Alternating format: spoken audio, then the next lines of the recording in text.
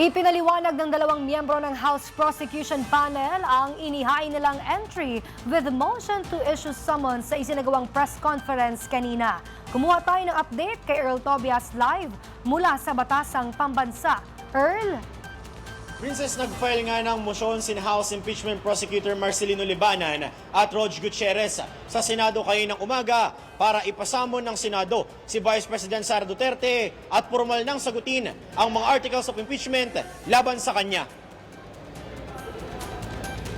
Pinaliwanag ng mga kongresista na base sa Rule 7 ng Senate Rules of Procedure on Impeachment Trials, dapat isyuhan ng writ of summon ang opisyal na nahaharap sa impeachment. Kasunod niyan, merong non-extendable na 10 araw ang ini-impeach na opisyal para personal na magpunta sa Senado at mag-file naman ang kanyang sagot sa kinaharap niyang articles of impeachment.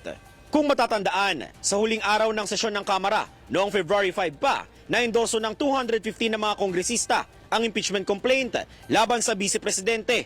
Lampas yan sa required na 1/3 vote sa Kamara para dumiretso ang isang impeachment complaint sa Senado. Kung maaprubahan ni Senate President Francis Chis Escudero ang hinihaing writ of summon, ipinaliwanag ni Gutierrez na pag-aaralan daw ang mga paraan kung paano itong matatanggap at masusunod ni VP Sara sakaling manatili siya sa Dahig, Netherlands. Ayon po sa rules of impeachment ng Senado, pag mayroong na-file sa Senado na impeachment complaint, the Senate shall start the proceedings forthwith.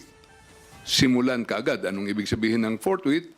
Constitution. Kung sinasabi ng Constitution that the proceedings shall start forthwith, kailangan sumunod kami.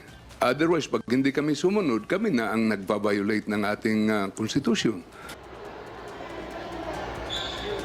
Princess, ka-anunsyo lang din kaninang umaga na si House Minority Leader Marcelino Libanan na ang tatayong lead prosecutor ng House Impeachment Prosecution Panel. Ibig sabihin niyan, Princess, mula ngayon lahat ng mga kailangan lagdaan at mga hakbang na gagawin nitong 11-man prosecution team ay si Representative Libanan na ang mangunguna. Mula dito sa Kamara, balik muna sa inyo.